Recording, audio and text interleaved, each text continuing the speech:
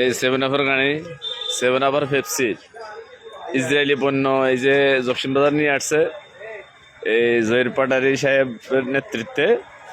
ওনাদেরকে 10 মিনিট সময় দেওয়া হয়েছে সেভেন আপ গাড়ি সহ নিয়ে যাওয়ার জন্য। সেভেন আপ বাদ দিয়ে, পেপসি বাদ দিয়ে দেশীয় পণ্য বিক্রি করবে, দেশের টাকা দেশে থাকবে।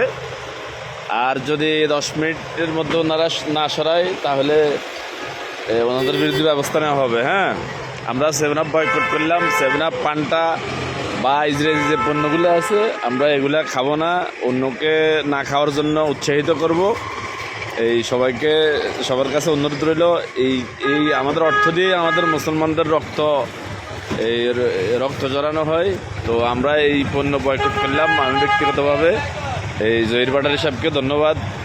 উনি ওনার এই আন্তরিকতা বা ইমানি চেতনার জন্য ওনার প্রতি কৃতজ্ঞতা রইল।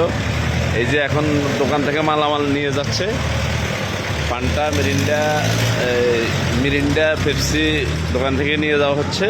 ওনাদেরকে আর এগুলো বিক্রি করতে আমরা দিব না। আসসালামু আলাইকুম।